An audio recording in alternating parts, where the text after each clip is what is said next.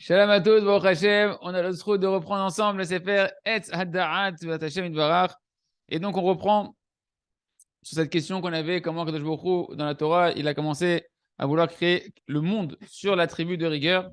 Et pour finalement revenir, on a l'impression sur sa décision et le créer sur l'attribut avant tout de miséricorde qu'il va associer à l'attribut de rigueur.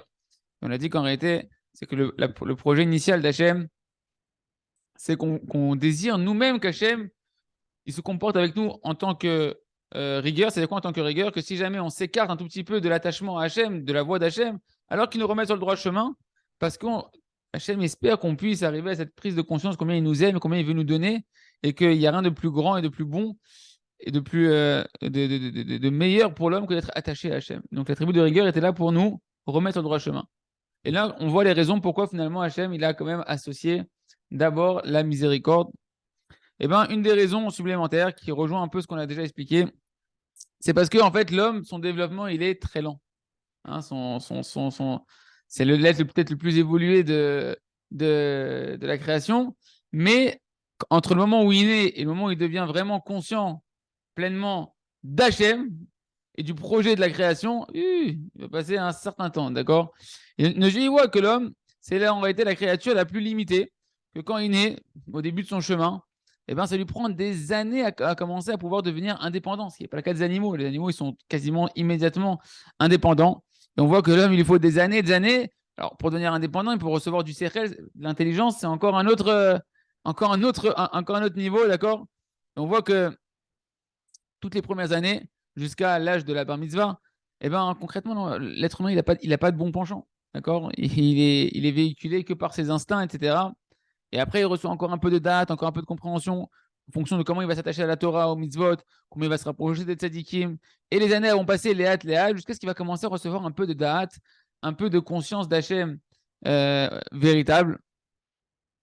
Parce qu'en réalité, toute la jeunesse et ouais, l'adolescence, etc., l'homme, il est complètement en fait plongé dans le développement de son corps. Et pas du tout dans le développement du spirituel. C'est très, très rare un enfant qui, tu vas voir, qui est vraiment centré sur le spirituel. Il n'existe pas. C'est un miracle, quoi, d'accord? Et malgré tout, le grand miracle, c'est qu'au fur et à mesure, alors qu'il est centré sur son corps, eh ben, ça commence à rentrer un peu en lui la recherche de la conscience d'Akadosh Baruch Hu.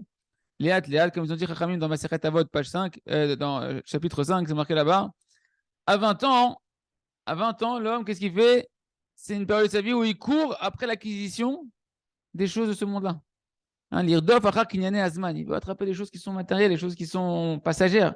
On voit un enfant, tu lui parles de. Même un adolescent, même il se marie, s'il se marie tôt, tu lui parles, tu vois que. Il pense à Olamazé, il est là pour ce monde-là, d'accord? L'argent, truc, machin.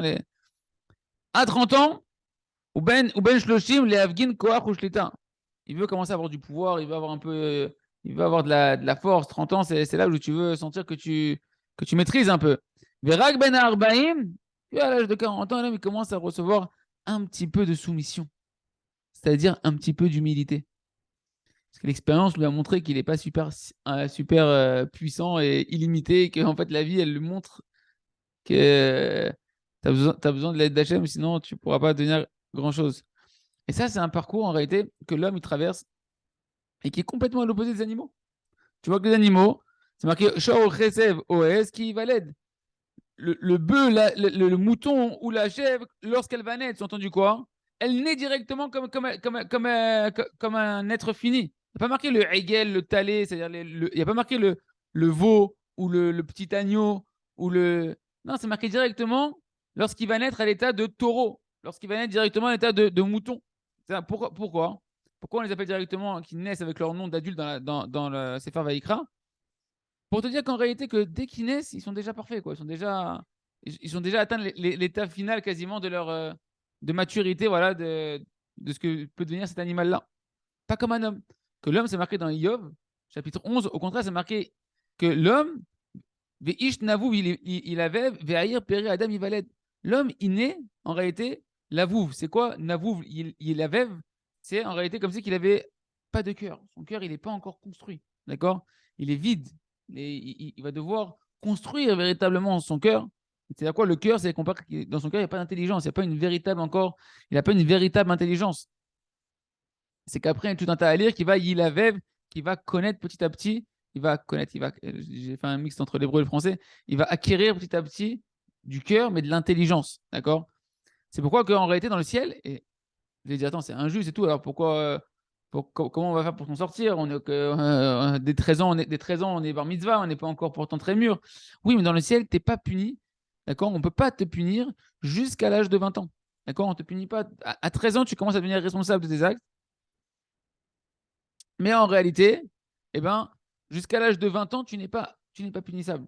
On te laisse le temps de mûrir pour être pleinement responsable et punissable de tes actions, entre guillemets. Et c'est seulement après, lorsque l'homme continue à grandir, plus il va grandir, et ben on voit que plus il va être attiré par les désirs et les passions, etc., naturels, que comme ça, il a été constitué au niveau de son corps. Et si jamais véritablement on le punissait tout de suite, l'être humain, El Malazot, il pourrait pas vivre. D'accord, il pourrait pas se développer. Parce que directement, il ferait des erreurs. Il est créé comme ça. Il lui faut du temps. Si tu le punis tout de suite, c'est fini. Et, il a le temps, il n'a pas le temps de mûrir. Ken. Et qu'est-ce qui se passerait si tu le punissais tout de suite? Comme il est encore à un état immature, il ne comprendrait pas le sens de la punition. C'est quoi le sens de la punition? Il ne comprendrait pas le message positif d'Hachem dans ce qu'on appelle, nous, à l'état immature, la punition. Qu'en réalité, c'est pour son bien. Il ne comprendrait pas que Kadosh Baruch Hu, il veut le réveiller à la tchouva pour le faire revenir vers lui et lui donner encore plus de bonheur. Et donc, comme il ne comprendrait pas, il continuerait à faire en fait encore des bêtises et il prendrait encore des coups et encore des coups et encore des coups et il verrait vraiment pas que c'est pour son bien. Au contraire, il se remplirait de colère, d'amertume, de rébellion contre Kadosh Baruch Hu. Il pourrait tomber dans la tristesse, la dépression et arriver à une hérésie totale. Et ça, c'est pas du tout un chemin qui est stable pour l'évolution de l'être humain. Parce qu'en réalité, la Midatadine, s'il n'y avait que la Midatadine, s'il n'y avait que le nom de Elohim, bah, il aurait été éradiqué. L'être humain, il aurait été. Parce que la Midatadine, elle ne te lâche pas. Tant que tu ne reviens pas sur le chemin, elle continue à frapper. La tribu de rigueur, tant que tu ne comprends pas, bah lui, il est là pour te remettre en place et il tape et il tape et il tape jusqu'à ce que les coups ils s'intensifient en fonction de la non-réponse de la personne. Il se trouve qu'en réalité, si le monde a été créé que sur la tribu de rigueur, eh ben, il n'y aurait plus de créatures. Quoi. Ça serait un monde désert. Parce que le développement de la maturité de l'homme, il est beaucoup trop lent. Et il va falloir une patience et laisser le temps. Ken, il n'y aurait que des êtres humains exceptionnels, d'exception, qui auraient pu tenir dans ce programme-là où il n'y aurait que la Midatadine. Donc, Kadosh Baruch Hu, vu qu'il a créé le monde pour qu'il soit habité, et pour que les hommes ils prennent conscience de lui, eh ben, il a été obligé, si on peut dire ainsi, de précéder et d'associer la Midat Arachamim, la tribu de miséricorde, sa conduite de miséricorde, Ken, qui va, elle, être adaptée au développement lent de l'homme, afin de lui donner la possibilité d'acquérir avec le temps du da'at, de la conscience, et de comprendre en réalité sa finalité, et que le véritable bonheur, c'est d'être attaché en permanence à Kadosh Baruch Hu.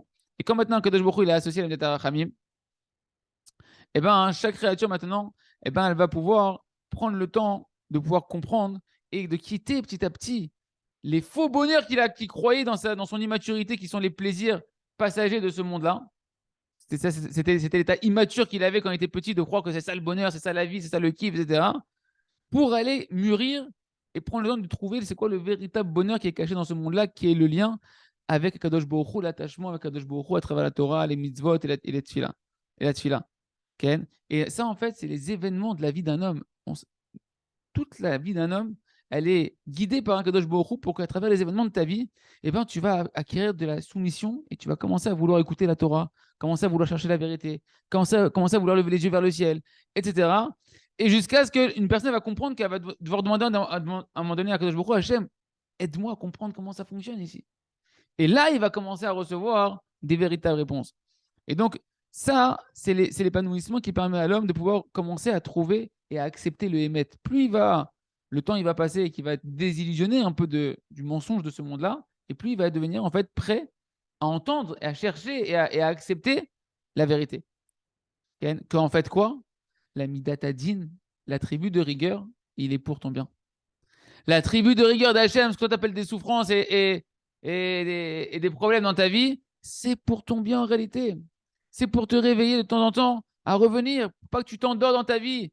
Faut pas que tu passes ta vie comme un zombie, un mort-vivant, et qu'à la fin, tu te réveilles, tu dis, oh, non, c'est fini, mince. La Midatadine, la tribu de Rigal Kadosh Baruch Hu, est là pour te réveiller au but pour lequel tu as été créé. Et plus un homme, il va acquérir cette conscience qu'on est en train de voir ici, qui est cachée dans le début de la Torah, dans Bereshit Bara Elohim, que pourquoi il y a la Midatadine et qui va accepter cette Midatadine, qui va apprendre à l'accepter avec amour, parce que ça provient de l'amour le plus grand d'Hachem, quand Hachem il t'envoie des petites souffrances pour t'en mettre sur le droit chemin, plus il va vivre en paix. Plus un homme, il va véritablement vivre en paix avec lui-même, dans ses traits de caractère, dans ses événements de sa vie. Comme c'est dit David Ameller, dans la tribu de rigueur, Hachem, je te louerai, et dans la tribu de miséricorde, je te louerai. Belokim Halel Davar, Bachem Halel Davar. C'est-à-dire qu'un homme, il va réussir à faire le Halel, comme on est en train de faire en ce moment à Hanouka, de chanter Hachem, mais tout le temps.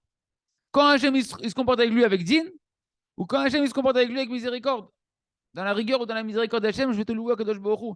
Parce que j'ai maintenant conscience, et je travaille cette conscience-là, que tout ce qui m'arrive, ça provient de l'amour d'Hachem pour mon bien à moi. Et Razak ve Nit Razek.